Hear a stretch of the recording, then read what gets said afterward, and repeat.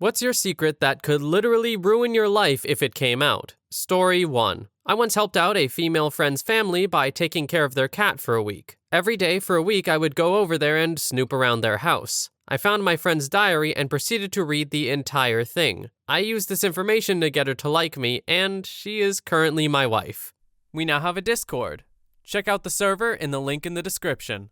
Story 2. Well, it's more of a secret to my friends that I've made recently. Some background first. I don't like being touched or hugged, and I'm incredibly uncomfortable with intimacy in general. When I was in the 8th grade, a bunch of girls in my class convinced me they had a friend who fancied me. They said she had seen me somewhere and thought I was cute. They faked an MSN account and they talked to me every night for a few months, invited me out to movies and obviously didn't show up, then revealed to the whole grade that I had been tricked into having an imaginary girlfriend. I was mocked viciously by everyone in the grade, and ever since then, I can't really trust women. I also can't believe that a girl may have feelings for me. Even when they explicitly tell me they have feelings for me, I can't help but feel like they're trying to trick me. It's caused a lot of insecurity, and I can't get attached to people easily. I'm terribly afraid to text or message people first because I'm convinced I would just be annoying them. What's worse is that when I think about it, I know it probably isn't true, but I just can't help but feel it is. Even though it was 8th grade, it was around the time when attraction to women was starting to get real, so to be hurt at a time as delicate as that had really done some damage. The secret, of course, is that I had been dumb enough to be tricked. As you might suspect, the whole thing has left me afraid of being vulnerable. To have this found out by my newer friends, as in university friends, would put me in a really uncomfortable place. I probably wouldn't even be able to be their friend anymore. Thanks for reading. You're the first people I've told about what this event has actually done to me. Story 3. I run a cake business. I charge people hundreds for wedding cakes. Every last one is made using Pillsbury cake mix I buy for $1 a box at Walmart. I suck at baking. Every time I've ever tried to make a cake from scratch, it sucked. But baking is like my whole deal. My friends all call me the cake girl. It's like my whole life is a lie. People compliment my cakes all the time, telling me how delicious they are, telling me it's so much better than box mix cake, telling me they could never bake a cake so delicious. Well, guess what? For $1, they too can make a cake just as delicious. Just add oil, eggs, and water. In my defense, I love cake decorating. I make all of the frostings and fondant from scratch. I just hate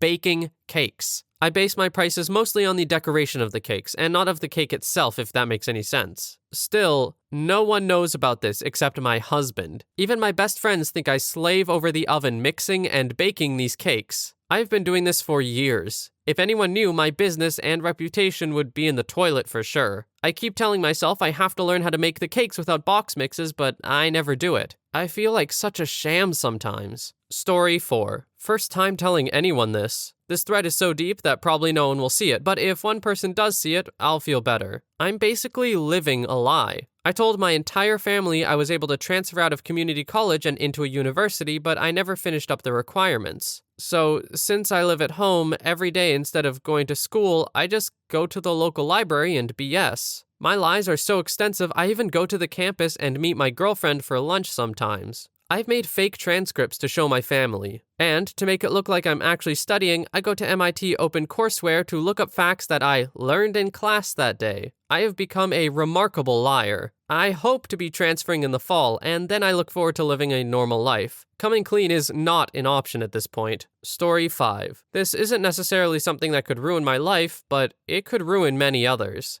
I haven't told anyone before. My father recently went to prison for white-collar crime that he pled guilty to. He didn't commit this crime, but the alternative was fighting a highly sensationalized, media-obsessed scapegoat case and potentially getting 20-plus years. While he was in prison, I read his little blue book, which I knew contained all the missteps of everyone he's ever worked with. He has always been an extremely scrupulous man, so these offenses were something he took seriously enough to note. I have information on countless state employees, incredibly prominent and wealthy community members, numerous elected city and state officials, and police officers. This information could ruin lives and start political controversy. My father is an incredible man and is not vengeful whatsoever. He will never use any of this info against these people, despite the fact that most completely turned on him and stayed uninvolved at all costs or started pointing fingers. When I picture my aging father sitting in a maximum security jail cell, sleeping on a metal sheet without a mattress, he wasn't given one until his 5th night, I am filled with rage for those people who could have stood up for their friend and prevented this, while he still continues to be loyal.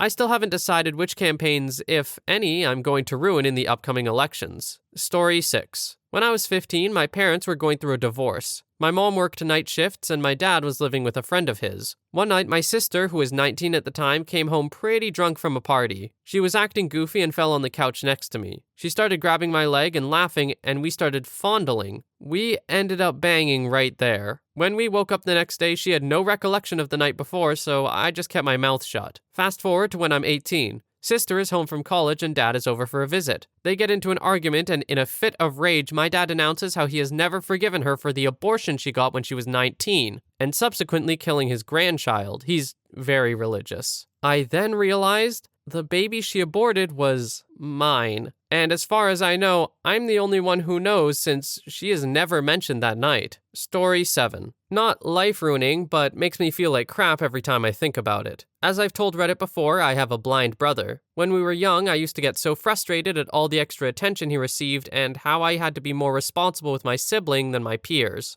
So when my brother and I would go play, go to the store, or just generally go anywhere without adults, I would abandon him somewhere unfamiliar to him. Then I would stand off quietly and watch the anxiety set in as he tried to figure out where he was and what was going on. Also, I was really intelligent as a child and knew that was my ticket to attention. When I would help my brother with his homework, I would teach him all the wrong answers, just so that I could continue being the smarter sibling. Today, my brother is my best friend. He goes to college and lives by himself. He's become one of the most intelligent men I've ever met. I'm trying to make it up to him now by being the best big sister ever, but I still feel so guilty at how I found him to be a burden when I was a kid. Edit. I immediately called my brother after posting this and caught him while he was walking to a study group. I told him about my guilt and he just laughed. He understands how frustrating it must have been. He told me that all of the good things I've done as a sister completely overshadow anything bad I did, and he loves me more than anything. I'm glad I spoke with him, and I encourage others on here to talk to someone if they can. Story 8. I accidentally killed 7 people. I put a rag into a new water heater exhaust to keep debris out and installed it in a rental. I get a call a week later. There's been an accident. I show up and there's a ton of EMS and police. They ask me where the gas shutoff is, and I go down to shut the gas off and I see the end of the rag I forgot sticking out of the top of the heater. I ripped the rag out, shut off the gas, and head upstairs,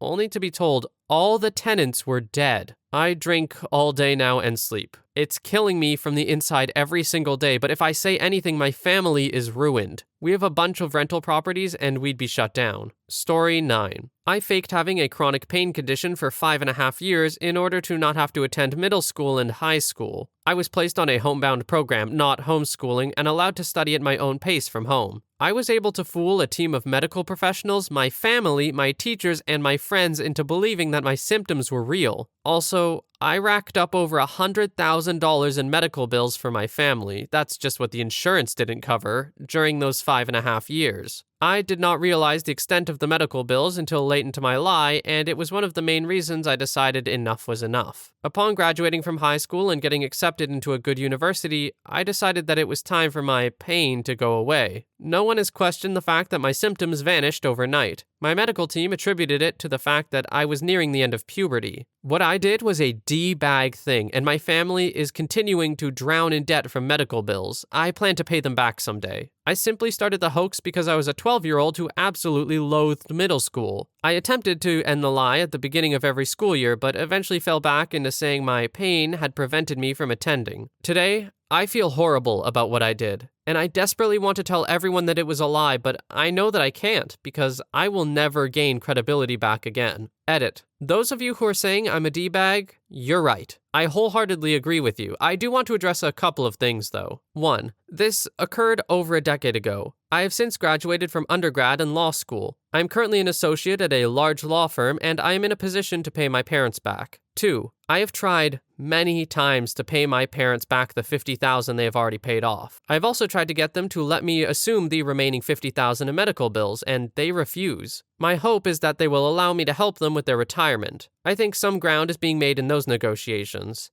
I do not intend to stiff my parents. I truly do plan on repaying them somehow. Story 10. I faked the last 2 years of college education. My parents put so much pressure on me, I couldn't handle it. I was suffering from severe depression and anxiety, so I just faked it all. Lied to everyone. I made up fake transcripts. I just got my foot in the door in my desired field thanks to a friend, and they hired me as a subordinate. This place only hires college grads, but no one double-checked my credentials since I was recommended. My hope is that if I find another job, I'll have been at this place long enough to get it by experience alone. I work for a very prestigious company. I'm not bad at my job, I'm actually quite good. But my fear is eventually I'll hit a wall and the lie will come to light. No one has known this for the better part of a decade. Whew, it's a relief to say it out loud. I can't even tell my loved ones. Story 11. My father never had wanted anything other than boys, and my mother had always wanted a girl. Try as they might, they just had a ton of boys. When I was 6, they adopted a girl of also 6. Everyone was pleased and she was quickly included into the family by everyone, and we all took an immediate shine to her, especially me. We started playing doctor at 9. This progressed to fooling around by our early teens into actual banging shortly thereafter. We're both over 30 now, and we bang whenever we see each other. We also like to pretend we're twins when we do it. We've both had our shares of girlfriends and boyfriends, but we always kept it up even while in those relationships. She's actually married now. We still bang 2 times a month, more when the family gets together for holidays. I can't even imagine the bricks that would be crapped if anyone ever found out. It's been close a few times, especially when we were younger, but nobody's ever caught on. Story 12. My great-uncle Jack used to live with my family. One day he got drunk and had a bad fall that ended up causing him to bleed out. I ended up finding him. I was 14 at the time and had never seen such an awful sight and lost consciousness due to all the blood. When I eventually recovered, I called the ambulance and stayed with my uncle. He died in the back of the ambulance holding my hand. No one knows about what happened to me, and if they did, they would realize that I'm the reason he's dead. Story 13. I came very close to committing a school shooting. I was picked on a lot in high school. I think it was because I tried so hard to be cool and everyone saw right through it. There were these 4 cowboy jock types that gave it to me the worst. After being publicly humiliated and beaten in front of a girl I liked as she laughed and cheered, I decided that none of it was worth it anymore. I had no support at home being an only child and having parents that worked constantly, and cutting and burning myself didn't make me feel better anymore. So I got my dad's handgun out of the gun safe. He uses the same combo for everything, the idiot, and brought it to school with me the next day. I can't adequately describe to you guys how ready I was to kill these 4. I had absolutely no fear or doubt in my mind. I wanted nothing more than to show everyone what happens when you push someone over the edge like they did. I had the gun tucked in my waistline. I was wearing this baggy pair of cargo shorts that I wore a couple times a week that day. I remember walking towards the cowboy's table so goddamn ready for it to be over, when the gun fell out of my waistline.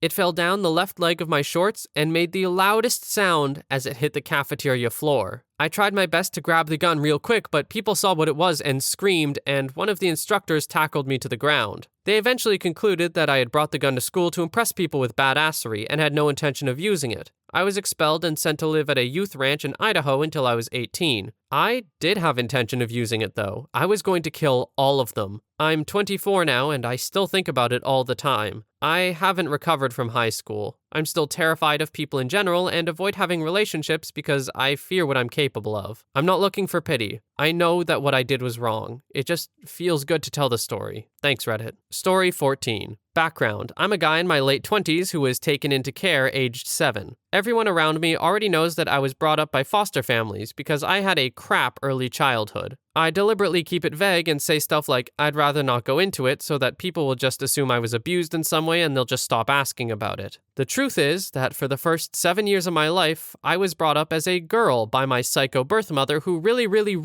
wanted a daughter and didn't let the snag of giving birth to a boy stop her from trying to raise one. She was a pretty successful professional in a legal field, not entirely sure what, and had me via anonymous sperm donor from a fertility clinic. She found out I was a boy at a late ultrasound and then moved across the country, gave birth to me at home and continued to move until I was about 5 or so. It was just the 2 of us all my life. We had contact with other people, of course, but they rarely got very close. I had lots of friends but was always supervised. I found out way after that my mother's strong puritanical Christianity was a lie she used to explain why she was so strict about me being private and never letting anyone see me get changed or anything. I just accepted all of this as fact, having never been told anything different. I was sent to a religious school for girls and had a really great childhood. I was a bit of a tomboy and played with Lego and toy animals rather than dolls and stuff, but that's not unusual and no one ever questioned it. Even me. I knew about men and women, but had never really seen much of naked people, and my mother never spoke of it to me. But I kinda had the impression that when I grew up and got breasts and stuff, my dong would just fall off or something and I would be a woman. And the other kids that are boys would keep their dongs. I don't know, to be honest, I never really thought about it. Anyway, I carried on with my happy girlhood and had a bunch of friends and everything was great until I was 7, and a teacher accidentally spilled a cup of hot coffee over me at school. The liquid soaked through my clothes and was scalding me, so the staff immediately stripped me out of my dress and underwear to get the hot coffee away from my skin. And then they found out. The cops were called and I got taken to speak with who I guess would be social services. They asked me a bunch of questions about life at home and stuff. Meanwhile, my mother was taken in for questioning too. She refused to acknowledge me as male and insisted I was her daughter because she was, delusional and stuff. I wasn't allowed to go back home and got put with a foster family and went through loads of therapy. The worst part was that literally overnight, I lost everything. My mother, my home, all my toys, all my clothes. I moved school, so I lost all my friends, and they cut all my hair off and told me I wasn't a girl anymore. It was really traumatic. The first foster home wasn't that great. They had 3 boys already, and going from a sheltered, religious, only child upbringing to a rough and tumble testosterone-filled environment was,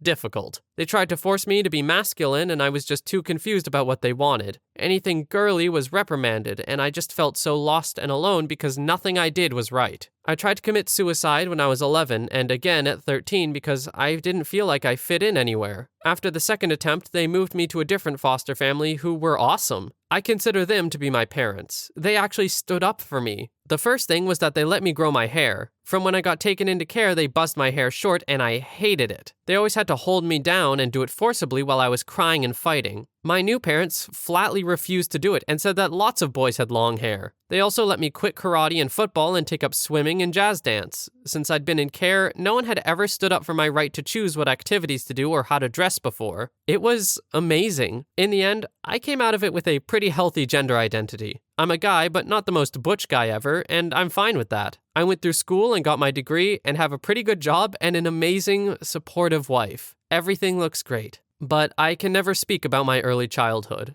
and how I grew up as a little girl. Story 15. I lose sleep every night because I feel like I was a crappy brother. My youngest sibling is 5 years younger than me, and I always felt like I was a crappy role model and a terrible example to him. I treated him like trash, and I really hindered his childhood. Now he's one of my best friends, and we both know it happened, and I can never forgive myself. Yeah, I see people confessing worse stuff, like near suicide and nut boxes. That was really screwed up, Reddit. But it doesn't mean it didn't affect me. I love my brother, and I would take a bullet for him. But not a day goes by where I wish I could go back in time and change how I treated him. I don't believe in regrets, but this will always be looming over my shoulders. Story 17. There was a girl who I had a crush on the moment I saw her in my college campus. She ended up dating a D-bag dude a few weeks later. I happened to end up sitting in a study room with him and a few mutual friends. He talked about how he didn't think she was that attractive and how he liked other girls. I wrote the girl an anonymous email telling her about the things I heard and how the guy was a dong. She ended up breaking up with him after she found out he was cheating. The girl is now my girlfriend of 6 months, and she has no idea and is currently sitting across from me in the library. I've never told anyone this before. Edit. We've now been together 9 months and are going strong. Edit 2. It's our 1-year anniversary tomorrow. Edit 3. I've gotten a number of requests for updates over the past few years. We're still together, going 3 years strong, and she's finally moved in with me. Life is great. Edit 4. Still going strong after 5 years. We've been living together in a big city and life is great. We found things we're both really passionate about and can finish each other's sentences. I've always been a big believer of the just do it mindset, and this whole story is proof of it. Edit 5. Still getting occasional PMs as of early 2019. Happy to say we're still together, 7.5 years later. We're living together in a big city, and there's probably a proposal in the cards sometime soon. You never know where a simple email might take you. Edit, in 2022, we got married during the pandemic. Story 18. I used to be a police/fire/911 dispatcher, but I had to quit because it nearly made me suicidal. I actually had thoughts, but had to drive 40 miles to go to a center/hospital where no one knew me for help. I have nightmares about a few calls I took where the caller killed themselves, shot someone else, or passed away on the phone with me. To this day, a few years after resigning, I still can't listen to a phone ring or sirens go off without having a mild panic attack. I'm fairly sure it's a form of PTSD with flashbacks, nightmares, panic attacks, and an inability to function sometimes. But I'm just embarrassed and too scared to tell my fiance or to go to a doctor for it. I know that there's soldiers out there with real PTSD that deserve far more help than me. I'm good at hiding it though. I also sometimes wait until my fiance goes to sleep and then I will go and sit and pretty much cry for several hours. It's hell.